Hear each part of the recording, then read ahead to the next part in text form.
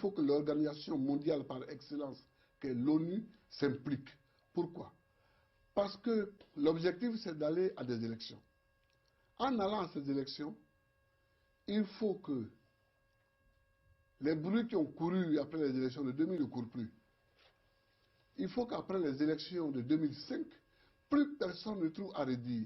Donc il faut le maximum de témoins en Côte d'Ivoire. Il faut aussi qu'ils soient là pour être les témoins de l'événement qu'est l'élection.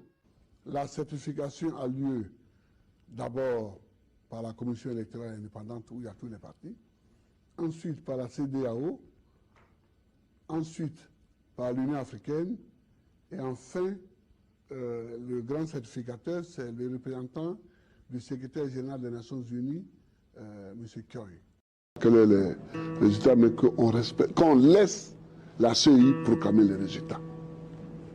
Parce que les bagarres post-électorales en 2000 en Côte d'Ivoire sont venues quand un candidat a proclamé qu'il était élu.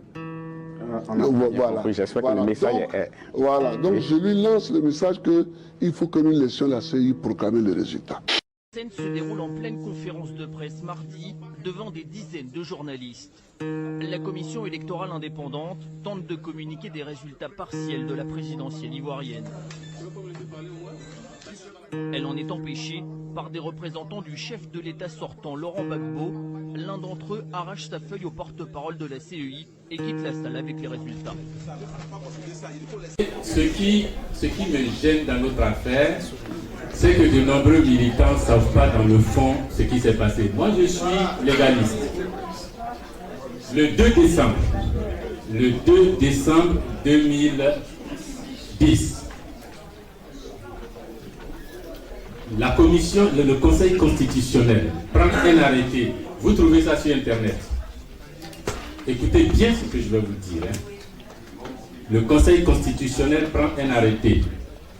Sur requête du candidat Laurent Gbagbo, la commission électorale est dessaisie de ses pouvoirs. Vous êtes au courant de ces...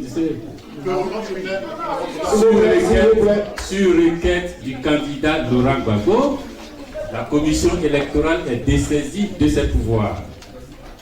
C'était conforme à quoi? C'était conforme à rien du tout. Le délai, les textes disent, si vous voulez, je reviens là-dessus, les textes disent, nos textes sont clairs, que la commission électorale a 3 jours pour transférer les PV au Conseil constitutionnel. Nulle part il est dit 3 jours pour proclamer les résultats. On dit 3 jours pour transférer le droit, c'est le droit, les termes sont. Mais je répète, qu'une institution de la République prenne sur elle, à la demande d'un candidat, de décharger une autre institution de la République de ses pouvoirs dans notre dispositif institutionnel, ça n'existe pas. Ça n'existe pas. Mon problème à moi, c'est que tout le monde a dit, si ça a été fait, c'est bon. Moi, j'ai été prudent. Je dis, ça, ce n'est pas bon. Tant que nous sommes adossés au droit, moi, Mamadou Koulibaly, je suis à l'aise pour défendre les causes. Et tant qu'on n'est plus adossé au droit, je ne suis plus à l'aise. Et c'est le 3 décembre que la même commission électorale prend une autre décision pour dire, maintenant que nous avons pris les pouvoirs du Conseil de la commission électorale, nous pouvons éliminer les résultats de Boaké, Korogo, Katiola, Ferke, etc. et proclamer un candidat vainqueur. Je vous assure que moi, Mamadou Koulibaly, et ça je vous le dis aujourd'hui clairement, ces 2 décisions n'ont jamais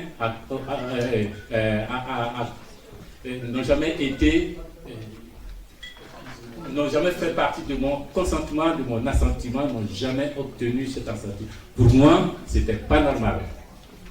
C'était pas normal. Et à partir de ce moment-là, j'ai dit à mes compagnons, les gars, là on est allé trop loin.